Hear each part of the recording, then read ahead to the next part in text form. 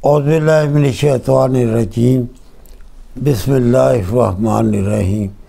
ये कुछ चंद एक छोटे से सवाल हैं, तो उनकी हम एक इकट्ठी ही वीडियो बनाने का सोचा है कि सवाल छोटे छोटे हैं, छोटे छोटे लफ्ज़ में ही उसको कवर किया जा सकता है। तो ये सवाल है जी, ये सियालकोट से हकीम मुशर्रफ हुसैन साहब का कि उस्ताद मोहतरम, अगर मरीज़ ये सवाल करते हैं कि और अगर रोटी ना खाएं तो क्या खाएं, इस वक्त हमें हमकी मखसूस ग़ज़ाई चार्ट की ज़रूरत महसूस होती है। इस ज़मन में भी हमारी रहनुमाई फरमाएं। जनाब भाई मुशर्रफ साहब, ग़ज़ाई चार्ट इंशाल्लाह आपको मिल जाएगा, इसी यूट्यूब पर ही आपको मिल जाएगा इंशाल्लाह। नहीं तो आप कि कोई व्हाट्सएप में हमारे साथ आए, उसमें दे देंगे। ग़ज़ाई चार्ट इंशाल्लाह हम आपको भेज देंगे। तो ग़ज़ाई चार्ट बहुत सारे बने हुए हैं, हर हकीम साहब ने अपना बनाया हुआ है, अच्छा किया है। मगर जब हम उसको देखते हैं तो उसमें कई एक गलतियां नज़र आती हैं। हम अपना इंशाल्लाह ग़ज़ाई चार्ट आपको भेजेंगे। ये तो इनका सवाल था। तो एक है,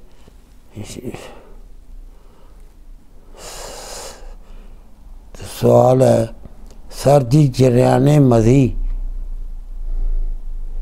के क़तरों पर कुछ बताएं, एक तफसीली वीडियो बनाएं।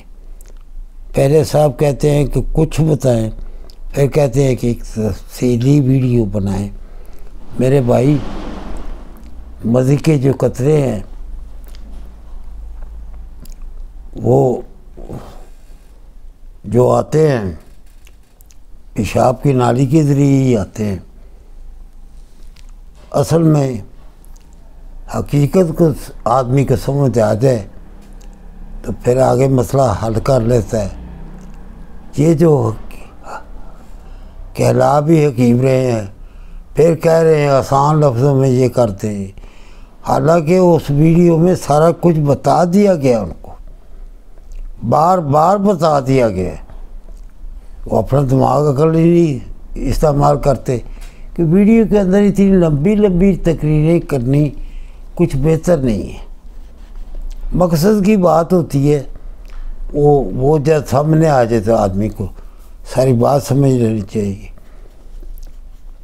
बाज़ हुक्मा की तुम्हें का सोच है, ज़हन है कि मज़ी, मदी, मनी एक अलग-अलग माते हैं। मेरे नज़दीक ये तीनों एक ही माते हैं। जब जो पहले की शीद होती है मज़ी, वो मज़ी का कहलाती है। जिस्म के मुख्तलिफ़ जगहों पर आप लोग जानते हैं। अब मैं उनकी तफसीर बतानी खाम कोई लंबी वीडियो, जो इतना भी नहीं जानता फिर वो हकीम कैसा है। जो मुख्तलिफ़ जगह पर वो पुख्ता होती है तो दूसरा स्टेप में पुख्ता होकर चली जाती है मदी, और उसके बाद मदी जो मदी है फिर वो पुख्ता होकर मनी बनती है। मादा एक ही है तीनों का, नरम है, पतला है, मुख्तलिफ जगह पर रहकर जिस्म की हरारत से वो पुख्ता होकर मदी वो थोड़ी गाढ़ी हो जाती है, तो मुकम्मल मनी जो है वो तीसरे दर्जे में बनती है। जो पतली होती है, आज के वक्त के जो लोग हैं, दोस्त हैं, नौजवान हैं, उनकी ज़कावत हिस्सी बहुत बड़ी होती है। इस मोबाइल की वजह से कई एक वजूहात से वो उसकी वो जो है वो मज़ी ही खारिज होना शुरू हो जाती। पहले खारिज होती है मनी, अगर मनी तक किसी ने होने दिया है तो, और उसके बाद जो है मदी, फिर मज़ी जो आ रही है, समझिए बिल्कुल ही आदमी की पुख्ता होने नहीं दे रहा, हर वक्त ख्यालों में गुम रहता है। तो उस वजह से उसको ये मामला है। मेरे भाई मुझसे बात की है ये एक ही वीडियो में, तो इसको आप ख्याल है कि आप अपने इल्म की रोशनी में इसको अच्छी तरह समझ जाएंगे।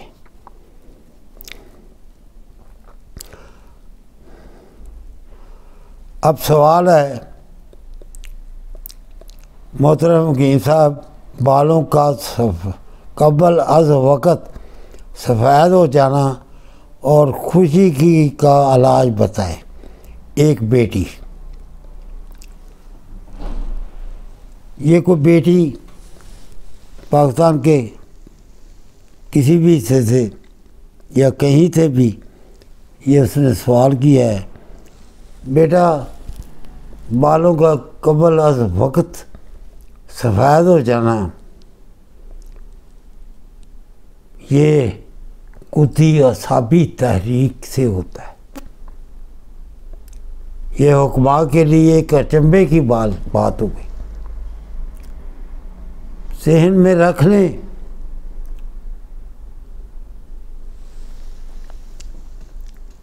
कि बाल सफ़ेद जो होते हैं वो मकामी मर्ज़ है। अद्वियात से इलाज करेंगे थोड़ा वक़्त लगेगा इंशाअल्लाह। जो कबल अज़ वक़्त सफ़ेद हुए हैं उसका इलाज ठीक किया जाएगा तो वो फिर स्याह हो जाएंगे, मगर वक़्त उसमें कम से कम 3 माह तो फिर भी लग जाते हैं। बेटा बात समझनी है और इसको अपने, क्योंकि आप हकीम, मेरा ख्याल है ये बेटी हकीम तो नहीं है, ये क्या समझेगी। तो मेरे नंबर पर जो है व्हाट्सएप उस पर बात कर ले। हुक्मा हमारे बात को समझते हैं गुदी असाबी तहरीक क्या होती है। हमें आज तक ये बताया गया ये असाबी तहरीक में सफ़ेद होते हैं या ये भी होते हैं, बहरहाल ये इसलिए होते। खुशकी का इलाज जो है वो ये है, मेरी बेटी अगर इसको समझे तो ये कोई मुश्किल इलाज नहीं होता।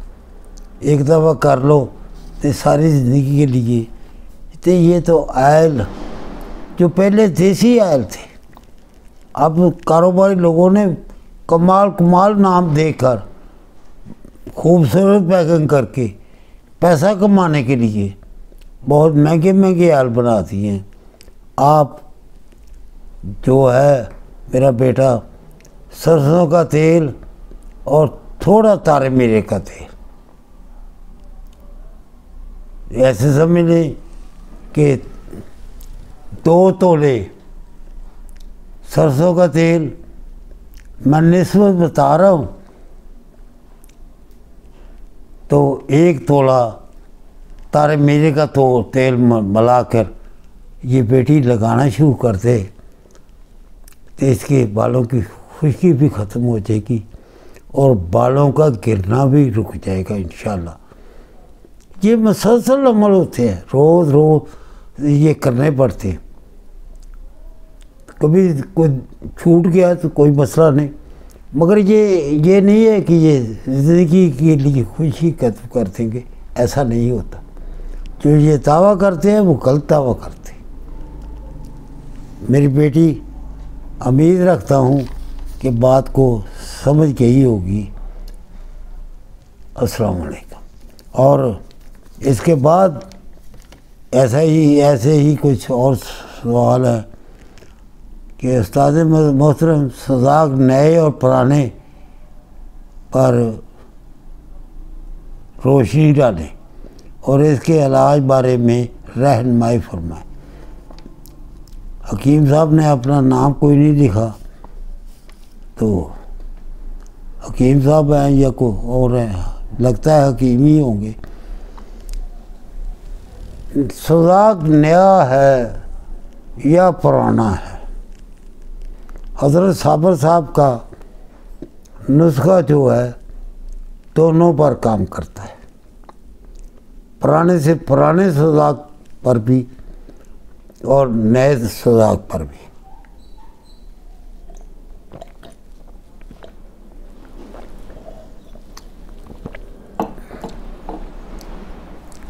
मगर फ़र्क ये है,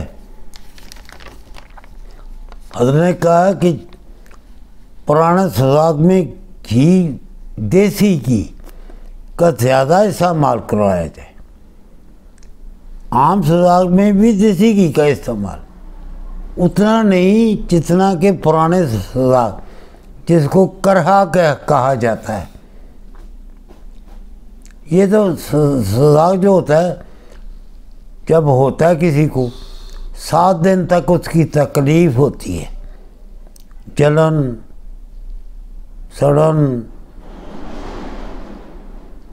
दर्द जो सजा की होती है, वो इलाज करवाए या ना करवाए, 7 दिन में तकलीफ़ ख़त्म हो जाती है। इलाज नहीं हुआ तो सजा के अंदर से चला गया, कुदरत में चला जाता है। तो प्यारे, वहाँ पर उसको निकालने के लिए हज़रत साबर मुल्तानी रहमतुल्लाह का दरिया के सजाक जो है वो बेहतरीन इलाज है। उसके साथ असाबी जो ग़िज़ाएँ दी जाएँ, क्योंकि हमारे नज़दीक खुदी का इलाज असाबी से है। तो भाई जो कद्दू, टिंडे, तोरियाँ, शलजम, गाजर, मूली जो दिया जाए, उसमें देसी घी तर बतर ज़्यादा से ज़्यादा उसको दिया जाए, पुराना सजाक निकल जाता है। तो इससे आगे एक सवाल है,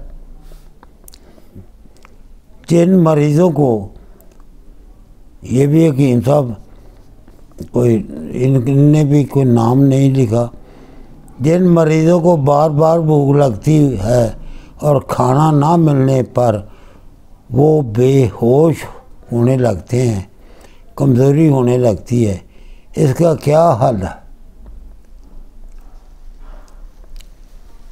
भाई समझिए, इसका हल भूख ही है। जो बार बार भूख लग रही है, ये झूठी काज़ब भूख है। जब बार बेहोश तो नहीं होते, निडाल हो जाते, ये झूठी भूख की वजह से। सच्ची भूख और झूठी भूख में यही तो फ़र्क है। झूठी भूख में निडाल होते हैं, भूख का बहुत ज़्यादा एहसास होता है उनको, मगर जब खाते हैं तो थोड़ी सी खाने से ही बेहतर हो जाते। ये काज़ब भूख है, झूठी भूख है। और जो असल भूख है, उसमें आदमी एक्टिव हो जाता है, गुस्से में आता है, बार बार रोटी मांगता है, लाओ यार रोटी, उसके सामने पक भी रही है तो फिर भी वो कह रहा है लाओ। सच्ची और झूठी भूख का फ़र्क कर लें। जब झूठी भूख हो तो ऐसे आदमी को जो उसकी तहरीक चल रही है उसके मुताबिक जो उसका इलाज बनता है वो इलाज करे। और बार बार भूख लगने पर उसको उसका वो कावा बनाए। पहले उसकी तहरीक को समझे, उसकी उम्र को समझे, फिर आप उस पर काबू पा लेंगे। बार बार भूख लग रही है, कावा पड़ाए। मसलन अगर 4 तहरीक में ऐसा हो रहा है तो 1 नंबर का कावा पड़ाए। 5 में हो रहा है तो 2 नंबर का कावा पड़ाए। 6 में ऐसा हो रहा है तो 3 नंबर का बार बार कावा पड़ाए उसको।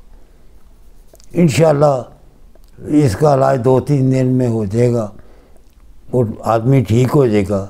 भूख उसको सहनी पड़ेगी, मुकम्मल भूख उसको देनी पड़ेगी। बार बार रोटी देने पर उसका वही हाल रहेगा, बल्कि उससे ज़्यादा बिगड़ जाएगा। इससे आगे सवाल जो है वो है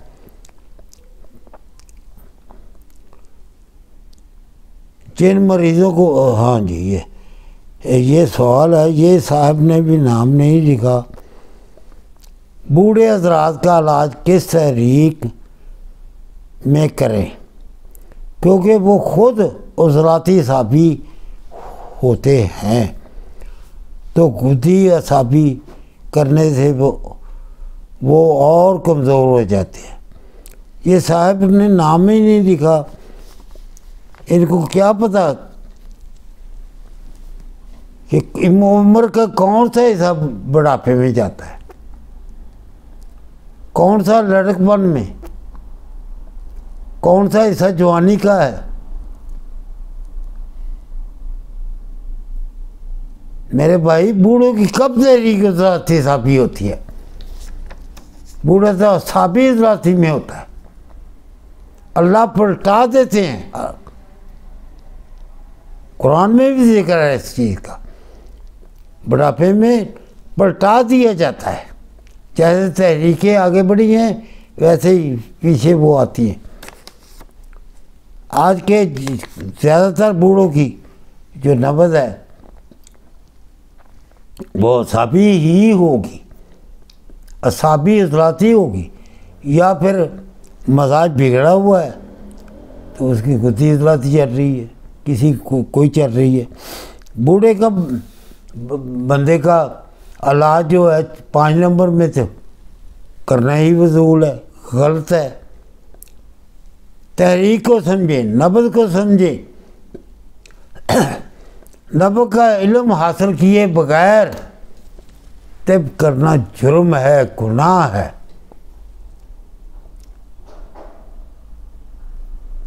अब जितनी बातें हुई हैं छोटी छोटी बातों में सबके जवाब मिलके, अब जिसको ना समझ जाए वो बार बार करता रहे।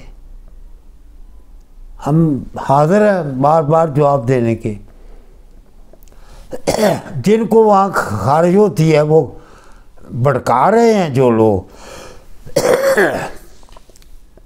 वो भी आपको नज़र आते होंगे कमेंट में। वो कौन लोग हैं आप जानते ही होंगे। हम कहते हैं अल्लाह उनको हिदायत अता फरमाए, लोगों को गुमराह ना करे।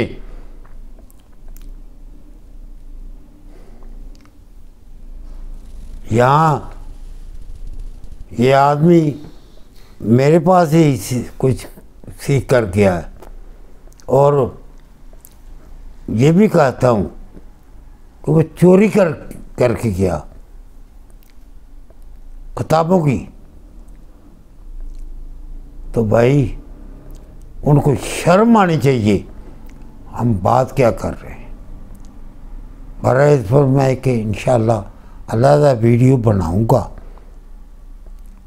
जितना दफ़ा इन लोगों ने करना है, जो मेरे असूल और कानून के चोर हैं, वो अपना कर सकते हैं तो कर लें।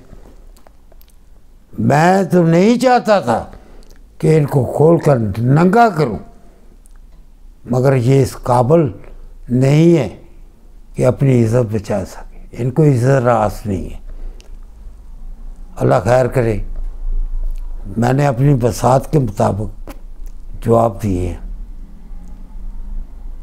अब समझना आपका सवाल हो तो कर लिया जाए। अस्सलामु अलैकुम व रहमतुल्लाह।